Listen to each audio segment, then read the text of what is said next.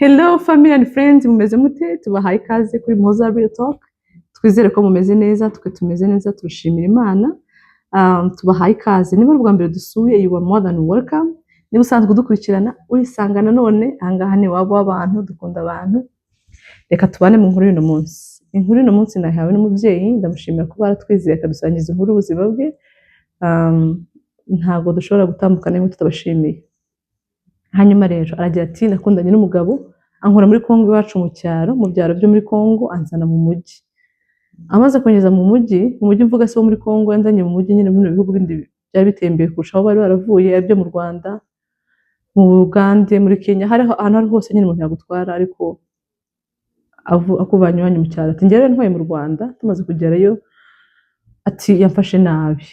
Umugabo amfata nabi yatangiye kuzajya nkubita ariko nkabona ko ari ubuzima buri aho ngaho nkabyihanganira. Ibyo bintu mbana nabyo igikomere cy'igihe kirekire. Maze kugera aho ngaho turabyara, tugira urugo, tugira abana, turangije kugira abana. Ati ntabwo byabihagaritse, umugabo wanjye ni umuntu uzi kubaka reputation hanze. Ati ku buryo hanze ahantu hose atambutse umuntu avuga ati wow, uriya niwe mugabo. Kuko hakundi ushobora kwifata ukavuga uti ubundi uriya niwe mugabo nasengeye, umugabo nk'uriya niwe nshaka.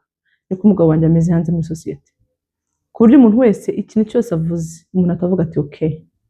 Urumva kubera ukuntu building credit mu bantu. Nyuma yo building credit mu bantu, umuntu usenga kandi cyane. Usenga pe, umuntu ujya mu byo gusenga ubyumva, ubisobanukiwe, ufite n'abantu babimukundira kandi donc nyine n'umusenzi nyine. Arangije ntabwo byamuhagaritse kugeza akankubita kandi avuyeyo. Amfata nabi abivuyemo. Ariko kuko ntabwo rero nishoboye, twabaye mu buzima bubi n'abana banjye. Ati kugeza aho abana mu nzu twahoraga dukennye ibintu, abana banjye babayeho nabi. Ababyeyi mwagiye murera abana mu buzima bugoye mutamubyumva cyane ukuntu bimeze. Ati nani mu muryango nyine utibashije kandi umugabo atari uko akennye cyane, ahubwo ari uko nyine atankunda. Ibyo ndabyihanganira, nza kugira amahirwe, nza hanze. Njya hanze, maze kugera hanze turazana n'umugabo. Uyu mugabo ntabwo yageze ahindura imyitwarire ngo uko twageze hanze. Twageze hanze ikiboko kiba ikiboko. Urumva? Ati rero n'ikintu cyambabaje, nicyo mbice cyaramukomerekeje cyane. Nta nkubita ngo bireke, ahubwo ajya mu bantu bo hanze, mu bagore. Akajya mu bagore, abakobwa, ati umukobwa yambwiye ati umukobwa utamuhagaritse ntacyo bimutwaye, urumva ntacyo ari gusenya. Atari ko njye baga nsenyera urugo. Ati nigisha umugabo ndavuga ati wazambabara ukareka ibintu bamo. Wazavuye muri ibyo bintu wagiyemo kuki wowe. Atakambwa ati ibyo ntabyo njyamo ni wowe bikeka urafuha ni ibintu bitabaye ntabwo njye mu bakobwa. Ati ntabwo mbibeshya namubajije ndavuga se wabwiwe n'iki ko ari ukuri ko bajyamo. Ati simfite telefone simbibona muri telefone atari nijya sinzira nkareba mu telefone ye. Nkareba mu message ati umuntu mubana ntabwo wamuyoberwa. Njye narabirebaga nkabibona ndanabimenya ko abajyamo. Nuko ndangije ikintu namukoreye. Nageze ngo ntangiye kujya mvugisha abakobwa ati niba ari kosa nakoze ati simbizi. Atari ko byageze ngo njumpinga kubaza umugabo wanjye noneho ajya njye kubaza abakobwa ngo atari wandekeye umugabo. Wavuye muri biriya bintu ko nawe uri umukobwa uzubaka waretse kunsenyera urugo ukandekera urugo rukabaho nawe ko nawe one day uzaba umugore w'umuntu. Atakobwa kamwe ati ibyo ntabwo byabayeho, ntabwo dukundana n'umugabo wawe, ati ibyo ni ikinyoma, ntabwo ibyo bintu byabaye.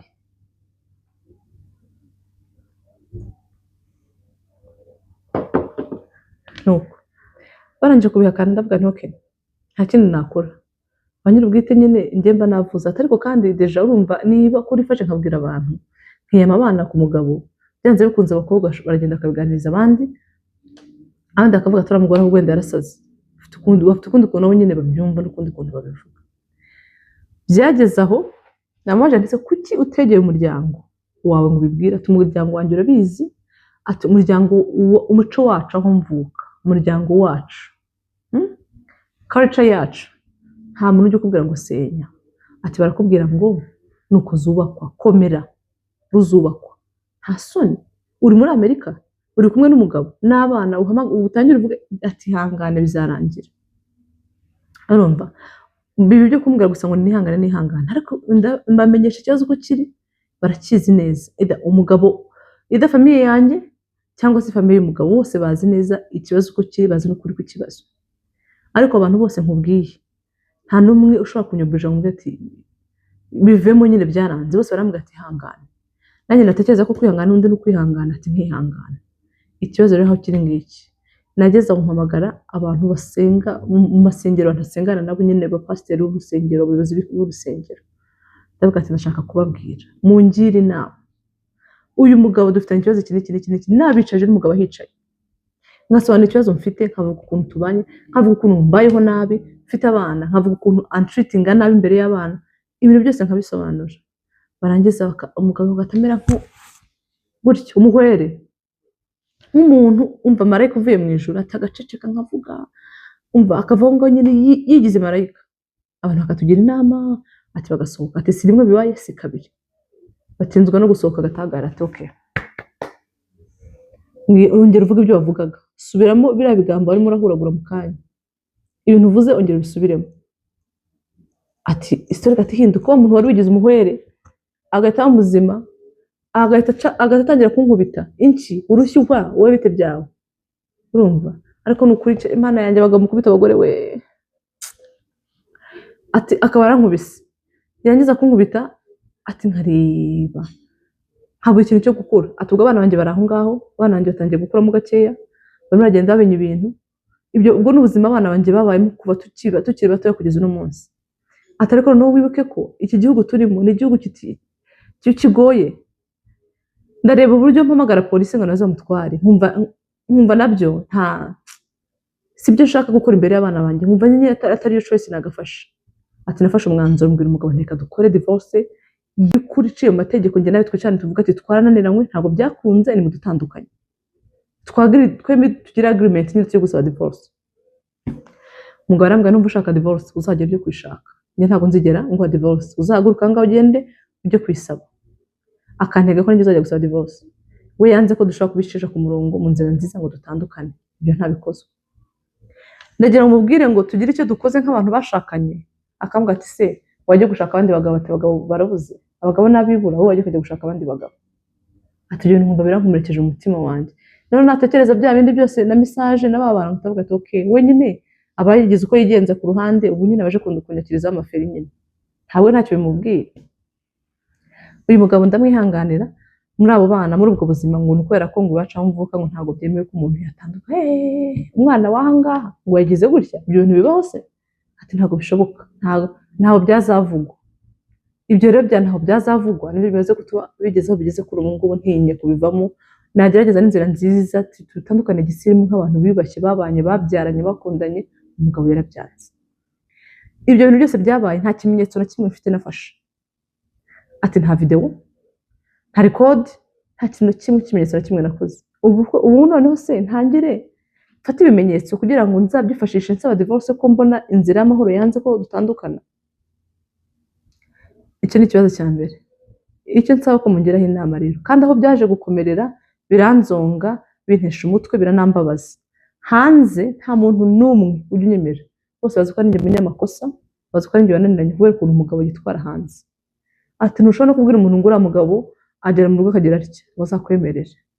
Yubatse icyizere cye mu bantu be hanze, umuntu wo hanze wese umubonye ati ni wa mugabo nyine uhagarara mu bagabo agafata ijambo akavuga ati uyu ni umugabo dufite muri quartier.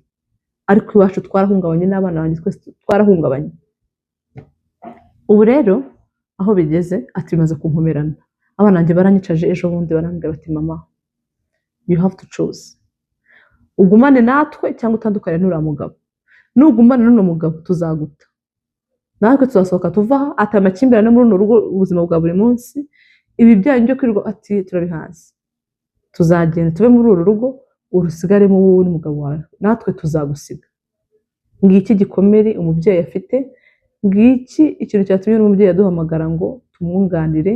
Abakunzi ba Muhoza Real Talk, abantu mufite ibitekerezo byubaka, abantu mukunda umuryango, abantu mukunda abantu, mubigire inama. Ate se nkomeze muri runo rugo mu buzima bwo kwihangana, bindisika no kubura abana banjye, kandi kubona ko bishobora kugira gutya abana banjye bagasohoka bakigendera, kandi ntabwo bageze imyaka yo kwibana. Cyangwa asanga abana bagize trauma, bahamagaye polisi, ibintu bihinduye isura, bibaye ibindi, nk'abana banjye nkababura. Ati ibyo byose ndabitekereza nkumva mbaye nk'umusazi. Ati ariko kuba abana banjye bambwiye bati hitamo ugumane natwe cyangwa ugumane n'uriya mugabo. Ati kuko twe nuguma muri ibi ngibi tuzagusiga, ntabwo tuzagumana nawe. Ati icyo kintu cyanguye kwihangana. Umugabo nshima nabyihanganiye, nkava mu kazi ndushye, akazi namwe murakazi, shift murayizi, abantu muzikora n'abatazikora namwe murazumva. Kuva muri shift nkaza nkarya urushyi, ibyo ndabyihanganira. Ngo nta mukobwa w'abanyarunaka, umukobwa wa bene runaka usenya, ibyo nta hantu byabaye. Nkihangana ngaceceka, batujye kujya mu bare abantu badivorishije nawe bajya kubara bavuga ati dore runaka nawe yatandukanye n'umugore, ageze muri Amerika nawe arasaze. Ubu ngubu nabo bamaze gusirimuka. Abantu benshi nuko mu byumba ntabwo muzi what is behind. Ikindi, uyu mugabo yirirwa yiyubaka icyizere mu bantu, ni umuntu usenga, ibiterane byose aba yagiye, ahantu hose aba yariyo, ahantu hose aba ari available. Umuntu umugabo ufite ijambo. Ngewe ku giti cyanjye mpfuye nabi, agera mu rugo agatahindura isura yari afite ari hanze, agera ku muryango agatihinduka. Hanze nagira uwo mbwiye bati ahubwo yarasaze, umugabo niwe muzima. None n'abana banjye batihitamo mu bandi cyangwa se twe tugende. Ibindi byose yankoreye narabyihanganiye, ariko ikintu cy'abana banjye cyananiye. Ndabagisha inama ko nagerageje kwihanganira uru rugo bikaba bigeze aho. Nkora iki? Wowe wabigenza ute? Iki ni cyo kiganiro cy'uno munsi. Inkuru y'uno munsi niyo ngiyo. Ese wowe abaye ari umushiki wawe, inshuti yawe, umuvandimwe wawe uri muri kino kibazo, inama mugira ni iyihe? Ati ko nshaka kurugumamo, ko nagerageje kuri ibyo nshaka, nkaba mbona bigenda bisatira abana, byafectinga abana. Nkora iki? Niki nakora ngo bino bintu bihinduke, bikunde, bigumemo, mbane n'abana banjye na se tudatandukanye? Cyangwa se ari wowe biri kubaho uri muri kanki yanjye, niki wakora? Wabyitwara muti? Inkuru y'uno munsi niyo ngiyo. Icyo wumva wakora, igitekerezo cyose wumva watanga cyafasha n'umubyeyi, ndakwinginze ugishyiremo comment, hanyuma azazisoma, ikiganiro akibona, azahitamo icyo gukora. We ku giti cye azayungurura, ahitamo ibikwiye. Icyo mbakundira kandi mbashimira nuko mutanga inama utagendeye ku marangamutima, uravuga uti ngewe mbibona gutya, kuko umuntu ntabwo muzi, ntabwo tuvuga ati ni mugore musaza wanjye, ntabwo nashaka ko asenya, reka muvuge gutya. Kuko utamuzi rero uramuha inama nkuko nawe wumva wabigenza, uko wumva wabikora. Icyo wumva wagira mu muntu inama ubishyira ngo muri comment, araza kubisoma. Ndabizi neza ko biza kumufasha, bikaza gufasha n'umuryango we. Mwabikoreye benshi, niyo ngo nawe katumufashe. Murakoze cyane. Nyagasana abarinde, naho ubutaha inkuru nizakagaruka. Turabakunda cyane. Nyagasana abarinde, mugire amahoro. Bye.